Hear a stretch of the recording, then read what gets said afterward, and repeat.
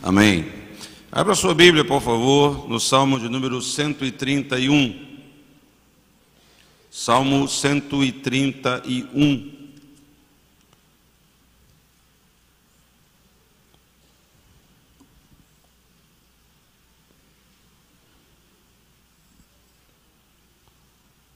Você pode ver para mim aí, você está com uma Bíblia de papel?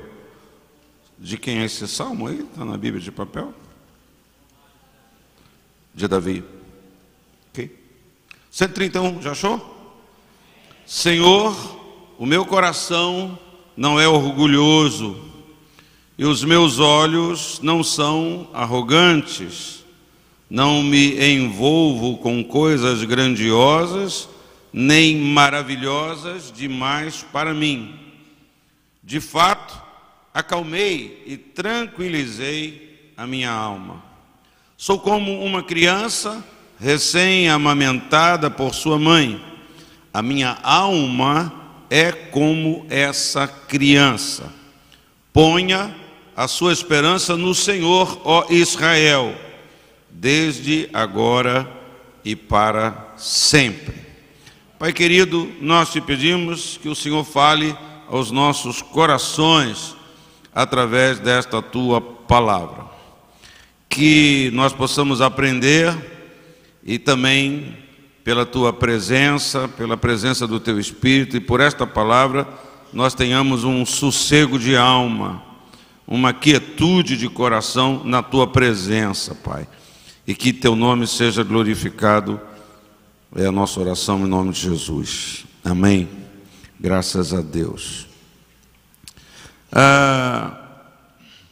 O ex-presidente da República do Brasil, o Lula, recentemente fez uma declaração dizendo: não existe viva alma mais honesta do que eu. O presidente dos Estados Unidos, Donald Trump, ele disse, antes de ser eleito, na sua campanha, ele disse: eu sou cristão.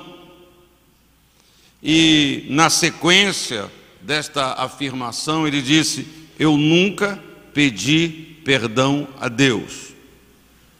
Acho que o sentido da palavra do Trump foi que ele nunca tinha pecado, que ele nunca tinha feito nada errado, que ele nunca teve necessidade de pedir perdão a Deus. Para mim é a mesma frase do ex-presidente do Brasil, não é? Tinha o mesmo contexto, o mesmo acento de afirmativo, não é?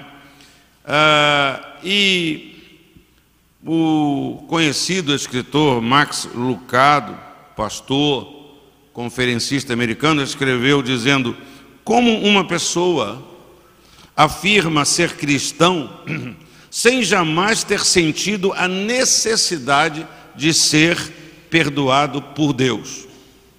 Ele faz essa pergunta: como uma pessoa afirma ser cristão sem jamais ter sentido a necessidade de ser perdoado por Deus? Vamos seguir com o Salmo 131, não é?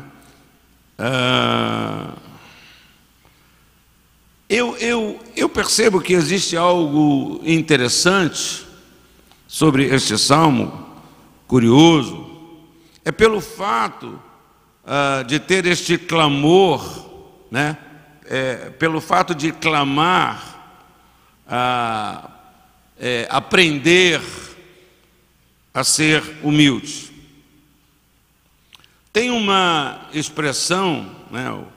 O salmista, ele disse aqui, né? Senhor, o meu coração não é orgulhoso, os meus olhos não são arrogantes, não me envolvo com coisas.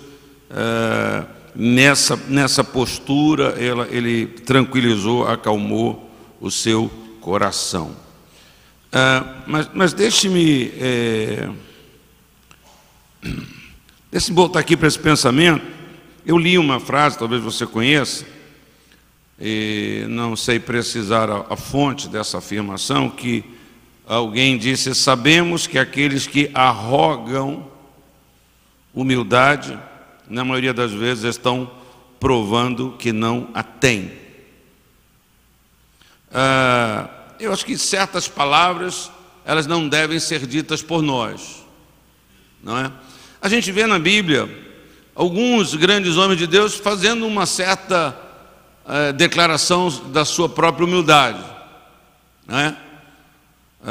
Mas aquelas declarações, elas têm um contexto. Aquelas declarações, elas não são pós o chamado de Deus, elas são antes, né? Bom, eu sou o menor da minha casa, eu sou de uma família a mais pobre, a mais simples, eu sou de uma cidade fraca, a minha família é a mais fraca, é a mais humilde, a mais pobre, numa cidade fraca. Mas esses homens que fizeram essas declarações, depois nunca mais a fizeram. Depois, como profetas, depois como reis, eles cumpriram o mandato dele.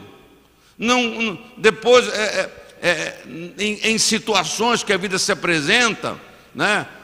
Não, porque eu sou muito humilde, eu sou o menor, eu sou mais fraquinho. Isso sempre vai soar uma coisa meio fraca, meio falsa. Isso nunca soa como uma coisa, um atestado de humildade, a declaração. A partir de um determinado ponto, a declaração é feita através das nossas atitudes, né? Da nossa maneira de ser, da nossa maneira de se relacionar com as pessoas. Você não encontra Davi depois falando sobre isso. Não, ele era um homem segundo o coração de Deus, e ele estava fazendo e servindo a Deus da posição que Deus colocou ele, com os seus erros, mas com os seus acertos. Então, aqueles que arrogam humildade, a maioria das vezes estão provando que não a têm, né? E também certas declarações são desnecessárias. São desnecessárias, né? Todo mundo sabia a história, mesmo sem Facebook, WhatsApp, Instagram, todo mundo conhecia a história de Davi, a família de Davi, a família de Gideão, né? Eu não sei se foi Gideão também que falou isso. Minha família é a mais perebenta, remelenta, lá da cidade. Não importa. Mas depois esses homens foram juízes, foram homens de Deus, fizeram a obra de Deus. Eles estavam agora, abraçaram aquela responsabilidade e seguiram em frente. Então, mesmo assim, mesmo fazendo essa consideração, estes 3 pequenos versículos falam de 3 atitudes que cada crente deve cultivar para verdadeiramente se manter ou cultivar ou se tornarem humildes. Primeira coisa que eu aprendi é ser cuidadoso para não tratar outras pessoas como menor e a si mesmo como maior. Tem que ter um cuidado, não é? Para você não tratar, fulano. A minha avó costumava dizer uma frase para mim sobre situações da vida, ela dizia assim: não, para quem é isso, bacalhau basta. Para quem é isso, bacalhau basta. Bacalhau era uma coisa cara, né? Bacalhau não é uma coisa barata. Mas, na verdade, depois eu passei a entender isso como que tudo tem um limite. Não tem que fazer tudo para todo mundo. Mas pode ser também que nessa colocação tivesse um certo achômetro que para mim é mais do que bacalhau. Bacalhau é pouco, mas para o outro, que é menor do que eu, bacalhau basta. As interpretações para certas afirmações, elas são muito variadas. Mas nós precisamos, o importante é sermos cuidadosos para não tratar outras pessoas como menor e a si mesmo ou a nós mesmos como maiores ou superiores. Segundo a verdade que podemos aprender aqui com o Salmo 131 é reconhecer as nossas limitações. Nós precisamos reconhecer as nossas limitações. Felizes os que reconhecem as suas limitações, sofrem menos. Às vezes, há pessoas que precisam aprender a reconhecer as suas limitações debaixo do cajado, debaixo do sofrimento, debaixo das pancadas da vida, que a gente vai descobrir que nós não éramos aquela maravilha toda. né? Tem um irmão, um membro da Igreja Nova Vida de Éden, do Recreio, que era da Igreja de Éden, o irmão Fábio. Ele bota no Facebook dele assim: bom dia, maravilhosidades. Lá chama todo mundo de gente maravilhosa. Todos os amigos do Facebook ele bota: bom dia, maravilhosidades, né? Então, esse pensamento, né? Essa coisa de saber que não sou eu só que sou o suprassumo, que sou a maravilhosidade, mas que os outros também são. Então, reconhecer as nossas limitações. Eu não sei tudo, eu não posso tudo. Eu não sou a resposta para tudo, eu não sou a solução para tudo. E terceiro, aprender que mesmo uma criança desmamada, ela continua sendo amada e cuidada. Ou seja, independente da nossa experiência com Deus, da nossa confiança, nós precisamos continuar evidenciando uma confiança na continuidade do cuidado de Deus. Parece que Deus só cuida da gente quando a gente está ali nos primeiros passos. Não, Deus continua cuidando de cada um de nós, a despeito de tudo que nos acontece, que nos atinge, que nós vivemos e enfrentamos na nossa vida. Fala para o irmão do lado: apesar de tudo, Deus continua cuidando de você. Você não sabe de nada, ou sabe muito pouco, ou tem muita falha, ainda está. Deus ainda continua cuidando de você. Então, nós podemos aprender estas verdades. Então, a perspectiva do Salmo 131 também analisa a nação de Israel ao longo do tempo. A história dos israelitas é tratada como uma criança trôpega e insegura, que só consegue firmar seus pés após um longo exílio na Babilônia. E eu queria, fazendo essa pequena observação que eu fiz, eu queria que você pensasse também como que é importante você, que é um cristão, um servo de Deus, você olhar para a sua história. Você olhar para tudo que aconteceu na sua vida, na sua caminhada. Como que é bom, como que é importante. De vez em quando a gente dá uma parada. Às vezes a gente está vivendo um tempo que a gente fala que a gente está muito apertado, que a gente está muito sobrecarregado, que a gente está muito abatido, que a gente está muito isso, está muito aquilo. Mas é preciso parar um pouquinho, né? E ver a bênção, porque tudo que nós vivemos, tudo que nós enfrentamos, muitas vezes é que nós somos trazidos para esse lugar de dependência de Deus. Eu não sei como que você trata certas coisas na sua vida, mas no que se refere à palavra de Deus, eu trato a minha vida assim procuro tratar com muita atenção. Muitas vezes eu fico surpreso comigo, como que eu sou lento para aprender certas coisas, né? Como que o tempo e as situações da vida vão revelando para mim que eu não entendia nem sabia aquilo que eu sempre pensei que eu entendia, que eu sabia. Como que eu ainda era raso, limitado. Então é bom a gente não desprezar nada, não desprezar as coisas pequenas, porque as coisas pequenas, né, a gente com muita rapidez a gente joga de lado. É muito raro você parar e pensar: por que aquela coisa pequena veio para você? Por que está ali? Por que está fora do lugar? A gente logo, é bobagem, né? Parar para pensar. Eu sei que há certos conceitos, há certos valores, há certos mandamentos da Bíblia que a gente tem uma dificuldade, né? Eu postei uma frase essa semana, não sei quando foi, ontem, antes de ontem, dizendo assim que o perdão precede a mudança. Eu fiquei pensando um pouco sobre isso, como que todos nós, mesmo os crentes, nós ainda estamos condicionados, né, a tentar mudar por nós mesmos para ir merecer o perdão. Como que a gente condiciona a mudança da pessoa para a gente poder perdoá-la, né? Ou a gente fala assim: eu perdoei, mas não adiantou de nada. Então, aí Jesus, né, eu citei lá o versículo, né, eu não te condeno, vai e não peques mais. Jesus não diz, vai e não peques mais, e aí eu vou te perdoar. Jesus não disse, se, não botou um condicional. Se você for e não pecar mais, aí eu vou te perdoar. Não, ele falou assim, eu não te condeno. Eu te perdoo. Agora, você vai e não pecas mais. Vai e não pecas mais. Tá certo? Então, como que a gente fala assim, poxa, até que ponto eu também tenho sido travado por isso?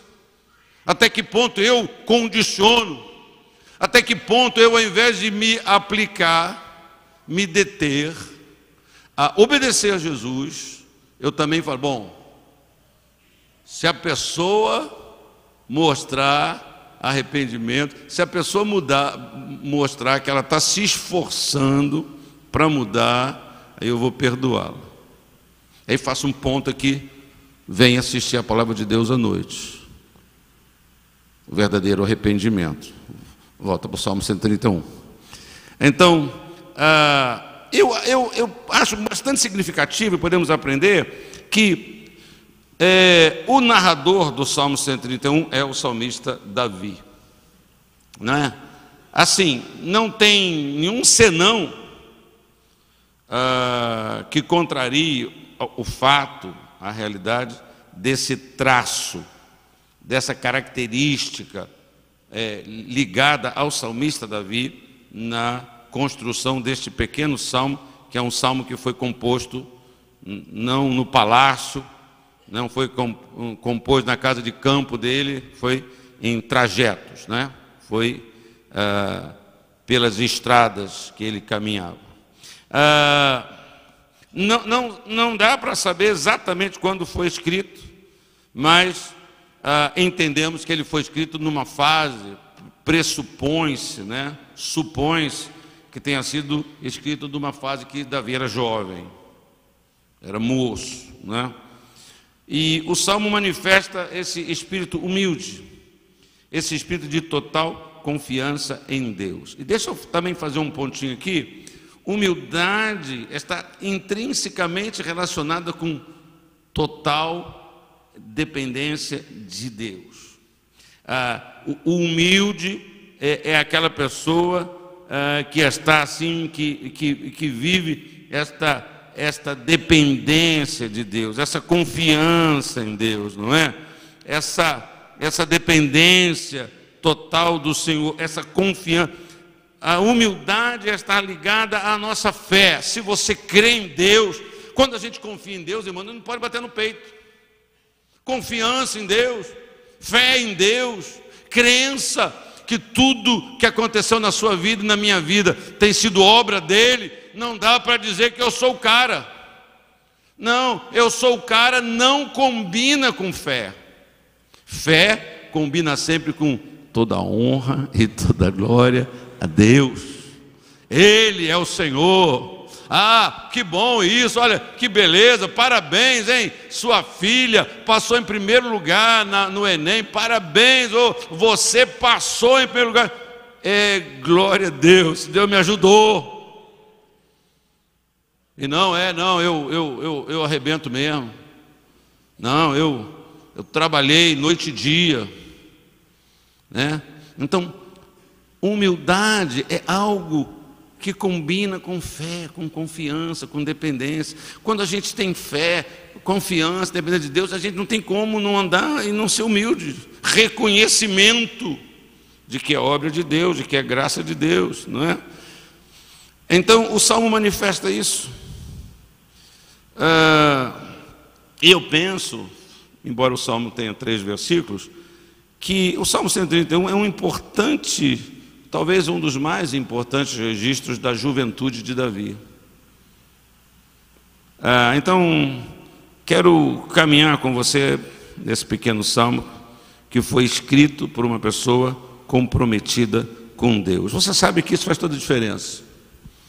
Às vezes, muitos de nós aqui, e é ótimo isso, né? Somos leitores assíduos de muitas coisas, de livros, e tem muita gente que escreve coisas muito boas, tem pérolas aqui dos escritores brasileiros, mas essas pessoas, mesmo escrevendo coisas muito lindas e maravilhosas e pertinentes e verdadeiras, não são pessoas que tiveram compromisso com Deus. E isso faz diferença. Isso faz diferença, né? Não é só seguir, abraçar, ter como guia uma inspiração, uma sabedoria de alguém que está tudo certo, mas que foi uma pessoa que teve uma vida totalmente desassociada da crença em Deus, da palavra de Deus, do temor de Deus, né? Então, muitas vezes a gente despreza certas coisas, tantas vezes tantos outros valorizam. É muito comum, né, nós vermos no meio dos evangélicos, dos cristãos, essa experiência. A mamãe, que era uma pessoa que não pôde estudar, mas era uma mulher de oração, era uma mulher de fé, de temor, de sabedoria. E é tão legal você ver aquele filho falando, aquela filha falando: poxa, minha mãe, os conselhos da minha mãe, como que aquilo fez a diferença, como que abraçou, como que agarrou-se a esses princípios, né? Essa semana passada, eu vi lá a publicação de uma jovem aqui da igreja colocando uma foto da sua mãe de joelhos orando, falando assim: poxa, como que a minha mãe influencia na minha vida, pelo seu exemplo, pela sua palavra. Então, essa ligação das pessoas, como é que dimensionam muito mais as suas práticas, até de coisas simples, os seus conselhos simples, porque aquela pessoa é uma pessoa comprometida com Deus, porque ela é uma pessoa que tem experiência com Deus, tem conhecimento de Deus. E o salmista é essa pessoa, mesmo jovem, mas é importante nós ressaltarmos esse pequeno detalhe. Então, Davi, ele sempre foi uma pessoa diferente. A gente pode ler lá no 1 Samuel 16, eu vou ler, versículo 11 e 12. Diz assim: então perguntou Jessé: esses são todos os filhos que você tem? Jessé respondeu: ainda tenho o caçula, mas ele está cuidando das ovelhas. Então, muitas informações aqui nesse versículo, né? Ele é o caçula. Mas ele está cuidando das ovelhas. Samuel disse: traga-o aqui, não nos sentaremos para comer até que ele chegue. Essa palavra de Samuel quer dizer, já refutou toda e qualquer outra possibilidade. Não é porque ele é o caçula, não é porque o caçula, ali naquele momento, tem uma conotação diferente do caçula agora. O caçula ali era o último na linha de qualquer coisa.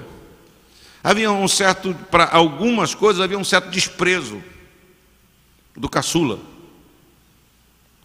né? O caçula.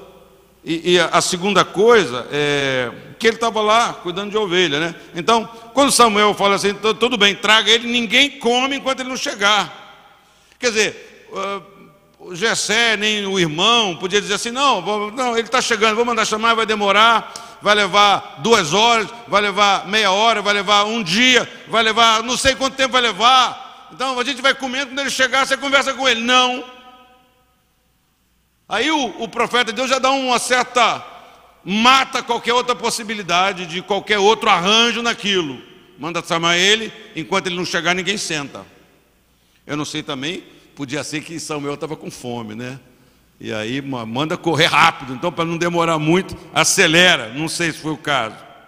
Então Jessé mandou chamá-lo e ele veio. Ele era ruivo, de belos olhos e de boa aparência.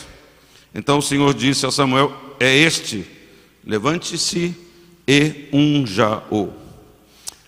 1 Samuel 17, 28. Vou lá para frente um pouquinho.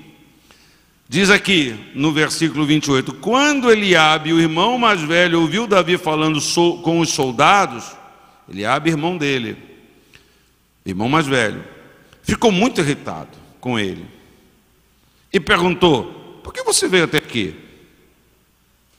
Com quem deixou aquelas poucas? As palavras têm tanta importância, né? Eliabe podia dizer assim: Com quem você deixou as ovelhas? Com quem você deixou aquelas ovelhas? Com quem você deixou as ovelhas do papai? Com quem você deixou as nossas ovelhas? Não, mas ele fala assim: com quem você deixou aquelas poucas ovelhas no deserto? Talvez isso podia ser traduzido: com quem você deixou aquela droga daquelas ovelhas, aquela porcaria daquelas ovelhas, aquelas ovelhinhas que não valem nada. Isso podia ser traduzido de muitas maneiras, só Deus sabe o que estava no coração do Eliabe quando ele falou assim, não é? Sei que você é presunçoso, sei que você é arrogante, sei que você é orgulhoso, sei como o seu coração é mau. Você veio só para ver a batalha. Então, amados, Eliabe, o mais velho, um fanfarrão, um cabra que caminha com um ar de superior, é o primeiro a se mostrar, é o primeiro a se exibir. Estava falando com o pastor Rafael Ribeiro aqui antes do culto, dizendo para ele que na minha época de garoto, né, eu aprendi que de vez em quando você tem que saber dar uma sugestão para o outro. Quem entende esse termo? Dê uma sugestão para fulano, você entende? Então sugestão era o garoto miúdo, que num conflito com um garoto grande, chegava assim e falava assim: eu te arrebento. Aí o grandão falava assim: meu Deus, que esse pequenininho valendo desse jeito, rapaz. Depois não dava em nada. Aí o pequenininho falava assim: tu viu, dei uma sugestão no cara, o cara ficou impressionado, não é? O cara ficou impressionado. Eu falei com firmeza. Dá uma sugestão, é intimidação de um jeito, é intimidade de um jeito. O que é? Sabe com quem tu está falando? Sabe com quem está falando? Contava-se, não sei se era verdade, eu trabalhei no Banco Bradesco durante muito tempo. E quando eu trabalhei no banco, o fundador era vivo, era o presidente do banco, o senhor Amador Aguiar. O senhor Amador Aguiar tinha práticas muito simples, Então, ele sempre que viajava para qualquer cidade, ele sempre tinha uma prática de, quando era assim, 5 horas da tarde, 5h30 da tarde, ele ligava para uma agência do Bradesco, dizendo assim: alô, alguém atendia, ele falou assim: eu sou cliente do banco, eu quero fazer um depósito aí agora de 100 mil, porque o Bradesco naquela época tinha uma orientação que ele recebia depósitos de clientes até fora do horário bancário. Então, o horário bancário, o banco fechava, mas vários clientes, se você quisesse fazer um depósito mais substancial, o banco abria um caixa para você 6 da tarde, era ordem interna. Alguém ligasse e falasse: pô, preciso fazer um depósito aí. Então dava problema, porque você fazia um negócio às vezes.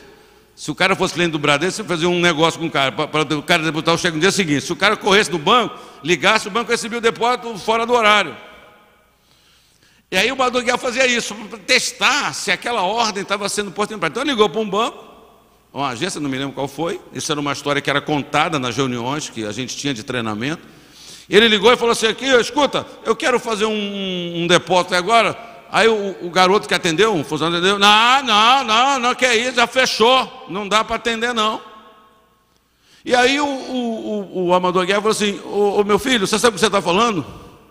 Eu sou o Amador Aguiar, eu sou o dono do Bradesco. E o garoto também estufou o peito e falou assim: o senhor sabe o que você está falando? E ele falou assim: não. Ele falou assim: graças a Deus. Ele jogou o telefone e sumiu.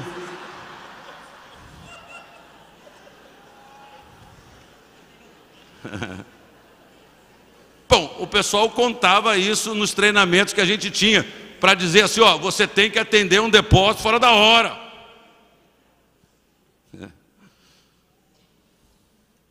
Eu aprendi. A gente sempre aprende. Sabe o que ele está falando? Não, graças a Deus, também nunca vai saber, né? Então, voltando aqui para o Eliabe. Eliabe era esse fanfarrão. Ele era um homem, o seu tamanho era um homem mais alto do que eu. Ele era um homem de bom aspecto.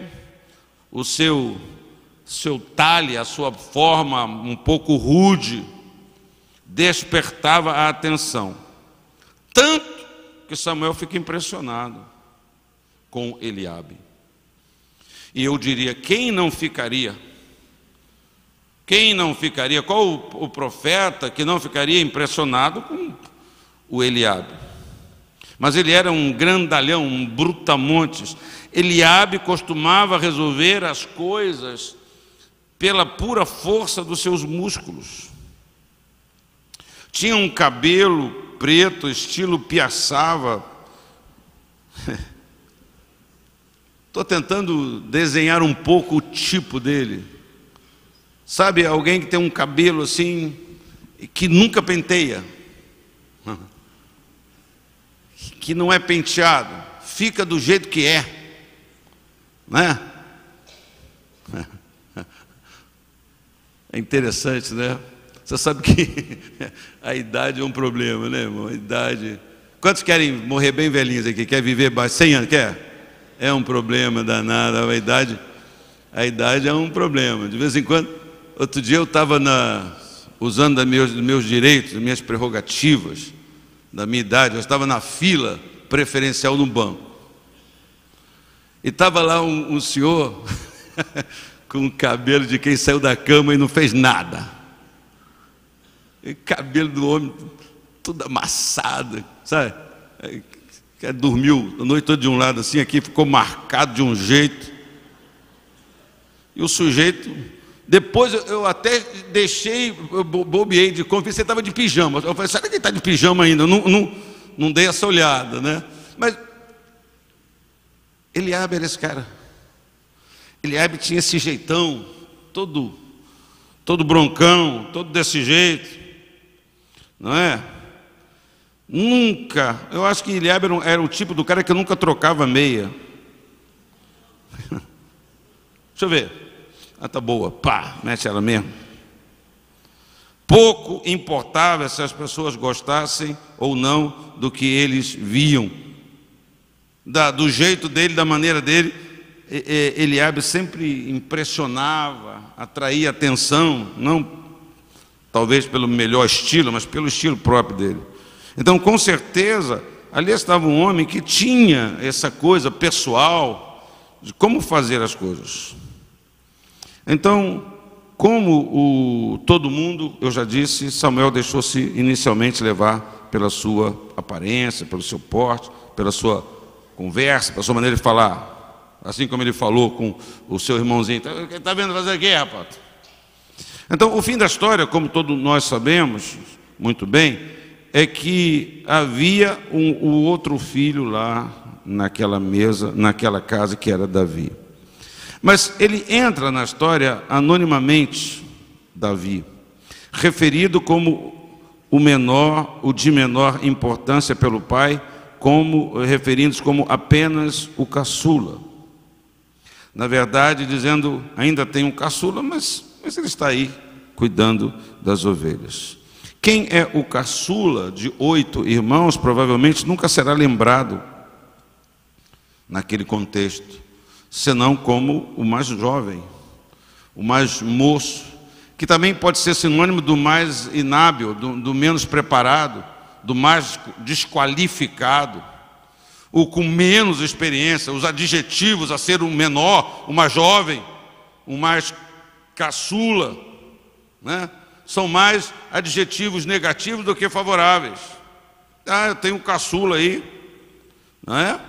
A palavra original para o mais jovem ou para o caçula contém um sentido sutil de insignificância, de não se poder considerar capaz para muita coisa. Com certeza alguém que não seria um forte candidato para uma posição de tanto prestígio como era ser o rei, uma espécie de mascote da família. Sabe o que um mascote faz, né? O mascote do time faz? Nada. Sabe o que o mascote daquele time faz? Ele não entra em campo, ele não defende o gol, ele não chuta, ele não faz nada. Ele entra, dá tchau, faz umas piruetas, é um mascote. É apenas isso, né? Um zero à esquerda, talvez, fosse também uma afirmação. Então, a opinião condescendente de seu pai sobre ele, tem mais um caçula, mas ele está cuidando das ovelhas, compartilhada presumivelmente por seus irmãos, é confirmada por sua ocupação, está cuidando das ovelhas. A menos importante de todas as tarefas de uma fazenda, aquela em que mal poderia causar qualquer prejuízo, um trabalho que qualquer um podia fazer sem qualificação nenhuma, vai ali, faz assim, vai, cuida, leva ela para lá, pronto, qualquer um podia ter um curso de cuidar de ovelhas em 5, 10 minutos, uma orientação. Como Davi estivesse ausente a maior parte do tempo, ignorado, enquanto apacentava as ovelhas, ninguém tinha pensado em chamá-lo para estar em Belém naquele dia. No entanto, Davi foi escolhido. Davi foi escolhido e foi ungido. Escolhido não por algo que alguém tivesse visto nele, nem seu pai, nem seus irmãos, nem Samuel, mas por causa do que Deus viu nele. Foi então escolhido e ungido por Deus mediante Samuel para viver na glória de Deus e para viver a glória de Deus na sua vida durante aquele tempo. Tal como acontece frequentemente em coisas assim, a dissonância entre aquilo que ocorreu e o que as pessoas esperavam foi tão grande que possivelmente ninguém em Belém naquele dia tomou conhecimento daquela unção. O que eu penso é que aquele fato não foi falado. O que aconteceu, a escolha do rei, a unção de um jovem, que ele não teve eco, né? Se tivesse sido Eliabe, todo mundo ia ficar sabendo em Belém. Todo mundo ia ficar sabendo. Se alguém foi lá, falou com Jessé, falou com os irmãos, vem cá, Samuel estava aí, que um profeta chegava num lugar desse, era um evento. Tinha aquela preocupação, e aí, você está vindo em paz? Tem alguma bomba na cara? Tem alguma exortação de Deus? Tem algum juízo de Deus? É de paz a sua vida? Não, de paz, está na boa. Comi ali um arrozinho ali na casa de Jessé. Duvido que alguém tenha perguntado alguma coisa para Samuel. E duvido que alguém tenha perguntado alguma coisa para Jessé. O que foi aí? Não, foi nada não. Ele veio, tal. Fez uma oração lá em casa. Porque a expectativa, a frustração da escolha do menino, a escolha do rapaz, para mim, foi muito grande. Ninguém tomou conhecimento daquela unção. Ao olharem depois para trás, com certeza lembraram-se de sua surpresa naquela ocasião, por terem sido os excelentes filhos de Jessé rejeitados para exercer tão grande tarefa, recordando-se também que Davi fora apresentado como sempre posteriormente. E aqui estão os meus filhos. Aqui, ó. Chama os teus filhos, chamou. Davi, esquecido. Mas, acabou? Não, tem um aí. Mas essas lembranças, penso eu também, iriam rapidamente se apagar. Não demoraria muito e logo os 7 irmãos de Davi estariam novamente dominando a cidade com as suas arremetidas e Davi pastoreando as ovelhas lá fora no campo, fora da vista e da memória. Onde estão os teus irmãos? Estão no campo de batalha. Onde está Davi agora? Tanto tempo passou daquela unção, Davi está lá, no mesmo lugar, fazendo a mesma coisa. Eliabe era irmão de Davi, como eu já disse. Ele viu seu irmão crescer, ele viu seu irmão desenvolver o seu caráter, ele sabia bem que ele tinha sido escolhido para ser rei em lugar de Saul. Eliabe sabia tudo isso. Ele estava lá na mesa, mas ele não foi capaz de se alegrar com o sucesso do seu irmão Davi. De que o senhor está falando, bispo, nessa manhã mesmo? De orgulho e de desesperança. Então, a felicidade do seu irmão era a sua tristeza. Eu era para ser o rei. Esse garoto, esse fedelho. O sucesso do seu irmão era o seu fracasso, Eliabe. Há pessoas que não conseguem celebrar a vitória dos outros. Entristecem-se sempre que alguém é promovido. Eliabe irritou-se com a coragem de Davi. Perturbou-se com a coragem de Davi. A coragem de Davi era uma denúncia à sua covardia. Porque Eliabe não disse, eu vou. Tu não é marrento, Eliabe? Tu não gosta de mostrar o seu braço? Não gosta de exibir os seus músculos? Pois é, mas a coragem dele denunciou esse fracasso. A coragem dele denuncia a covardia do seu irmão. Eliabe acusou Davi de ser subversivo, mentiroso. A verdadeira motivação de Davi em enfrentar o gigante era o seu zelo pela glória de Deus.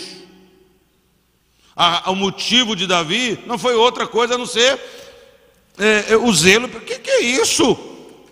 Não, esse cara não pode tratar assim os exércitos do Deus vivo, porque a afronta era contra os exércitos. Aí, manda aí, caba foxo, não tem um macho aí não tem um arretado aí não, aí manda aí um cara aí, seus maricas, sei lá mais o que o cara dizia.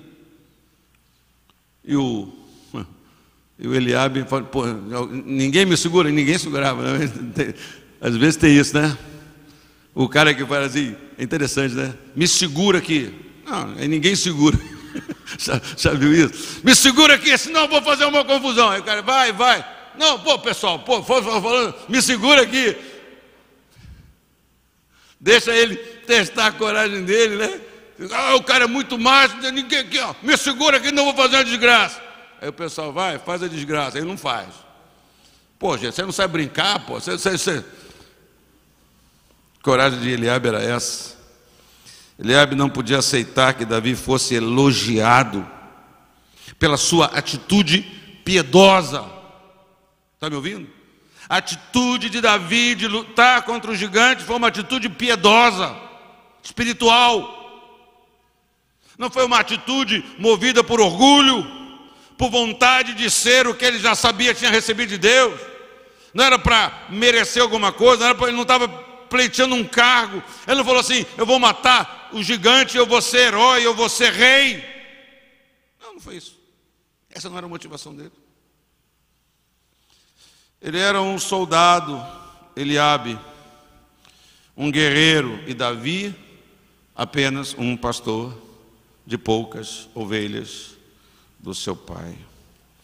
Eliabe era um crítico crônico. Cuidado. Atrás de muitas críticas, às vezes, está um tremendo de um orgulho. Quando a gente critica alguma coisa, a gente quer desmerecer, a gente quer anular, a gente quer suavizar. Criticar por criticar. Quem quer criticar por criticar, critica qualquer um para qualquer um. Quem quer criticar para acertar, critica a pessoa que é o alvo da sua crítica. Fala com aquela pessoa, olha, eu discordo disso. A pessoa quer consertar. A minha filosofia é essa: se você quer resolver um problema, fala com quem resolve. Quando você não fala com quem resolve, você não quer resolver, você quer apenas criticar. Quando você tem um problema no banco, que você vai lá no caixa, o caixa diz que não pode, você quer falar com outra pessoa. Eu quero falar com quem resolve. Eu vou ter que pagar essa conta aqui. Chama o gerente. Chama o chefe chama o gerente. Ah, o senhor tem que ligar para o saque. Eu não vou ligar para o saque, eu quero falar com alguém aqui, preciso resolver. Quando a gente quer resolver, a gente quer falar com quem resolve. Mas quando a gente quer criticar, a gente critica para qualquer um. Você só quer criticar. Então você pode falar em qualquer lugar. Fala para quem não tem nada a ver, porque nem conhece a história, nem conhece aquela pessoa. Então, nós temos que ter cuidado. Entendeu? Você está em outro lugar, está em outro estado. Não, porque eu conheço um pastor lá, aí está criticando. Para quê? A pessoa nem conhece. É a razão disso. É a razão disso. Você sabe, irmãos, algumas vezes, assim, num zelo, não sei se todos vão entender esse trem, num zelo pastoral, às vezes alguém chega para mim e fala: bispo, eu vou sair da igreja, eu vou me mudar, E algumas pessoas, eu pergunto assim: mas você vai para onde? Você já sabe para onde você vai?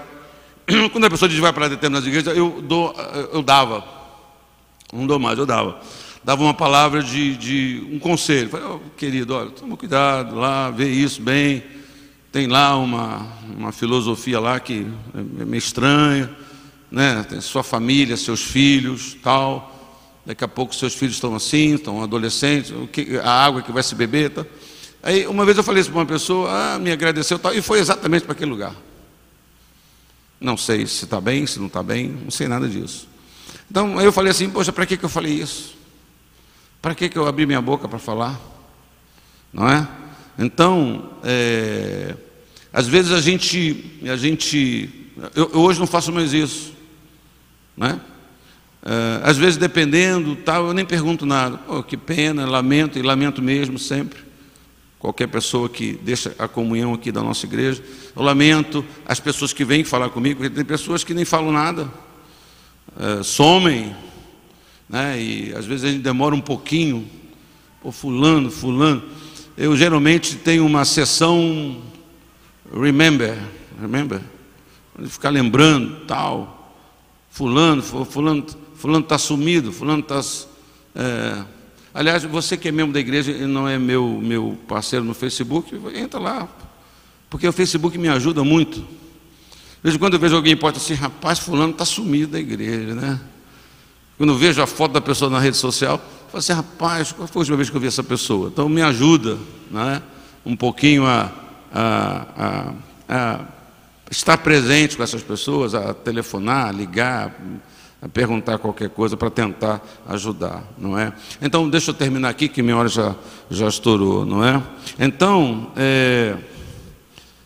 as virtudes de Davi incomodavam Eliabe. Ele estava sempre buscando uma ocasião para atingir Davi. Ele era um crítico crônico, ele não dava pausa. Ele não deixava passar uma oportunidade. Qualquer coisa era motivo para Eliabe. Se qualquer coisa que Davi fizesse era motivo para Eliabe acusá-lo, né? A resposta de Davi revelam a personalidade de Eliabe. Quando Eliabe fala aqui com Davi, aqui nesse texto de 1 Samuel, Davi fala assim: o que fiz eu agora? Essa resposta é tão reveladora. O que fiz eu agora? Sabe o que essa resposta significa? Você sabe, né? Que tudo Eliabe reclamava, que tudo Eliabe criticava, que fez, cortou o cabelo, está uma droga, fiz isso, está uma droga, dei 2 litros d'água para a ovelha, uma porcaria. E quando ele fala: poxa, você veio aqui aparecer, você veio aqui para ver a gente morrer, você veio aqui para ver a batalha, para ficar dando risada, você veio aqui para a gente ser palhaço na arena dessa batalha, para você ver o povo morrer. E ele vai dizer: o que eu fiz agora? Porque tudo Eliabe reclamava. Em outras palavras, Davi já estava habituado às palavras cheias de veneno do seu irmão. Eliabe acrescentou à sua crítica um dado que revelou uma sórdida intenção de humilhar Davi. Por que descestes aqui? E a quem deixastes aquelas poucas ovelhas no deserto? Que Eliabe estava se lixando para aquelas ovelhas. Sua intenção era clara, afirmar que Davi não tinha capacidade para ser um soldado. Era apenas um insignificante e pobre pastor com poucas ovelhas. Eliabe exalava seu complexo de inferioridade. A grandeza de Davi não estava nas suas posses, mas no seu caráter, na sua coragem, no seu relacionamento com Deus. Salmo 131, versículo 1: Senhor, o meu coração não é orgulhoso, apesar de ter dito ou agido de modo a aparentar orgulho, estou consciente que este não é o meu caráter. Os meus olhos não são arrogantes. Estou consciente de que não sou ambicioso como sou acusado. Não me envolvo com coisas grandiosas. Não ando entre este tipo de futilidades. Não as priorizo nem flerto com elas. Meus interesses são orientados pelo Espírito Santo de Deus. De fato, segundo ponto, acalmei e tranquilizei a minha alma. Ouça, a ideia linguística é que ele está consciente de que já havia alcançado a tranquilidade de alma. A tranquilidade interior é aquela que só a presença de Deus pode dar para a gente.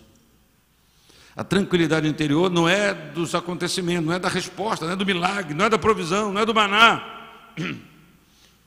É independente do maná, é anterior ao maná, é anterior à fornalha, é anterior, a tranquilidade de alma é anterior ao milagre. A tranquilidade de alma é anterior ao naufrágio e eu pisar numa terra firme novamente, numa ilha novamente, é anterior. A certeza é anterior. Ele já conhece seu lugar no mundo, Davi, e não precisa ser ansioso. Sou como uma criança recém-alimentada pela sua mãe. Estou provido por dentro, estou cheio por dentro, estou sereno por dentro, estou aquietado por dentro, estou sossegado por dentro. Há várias interpretações para esta passagem, para essa afirmação. Talvez a verdadeira ideia seja a de uma criança recém-alimentada que recosta sobre o peito da sua mãe, porque sabe que ali pode encontrar conforto e abrigo. A minha alma é como essa criança. A minha alma é tão dependente quanto de uma criança no colo, de colo. Minha força, minha natureza, meus desejos, minhas paixões estão escondidas em Deus. E nós temos que pensar, estou dizendo tanta coisa aqui, que não dá tempo de você pensar. Onde está a sua força? Onde está os seus desejos? Onde que as suas paixões estão colocadas? O sentimento presente aqui é que o relacionamento com Deus produz em nós um espírito de total dependência e humildade. Eu tenho um neto, 7 meses, total dependência, total humildade. Tem uma criança e com a sua mãe, né? É um exemplo vívido aos meus olhos. E o versículo 3: ponha a sua esperança no Senhor, ó Israel. Existem razões, eu estou terminando, eu vou ter que acordar alguns irmãos para terminar o culto, desculpe, mas existem razões para Israel depositar a esperança no Senhor.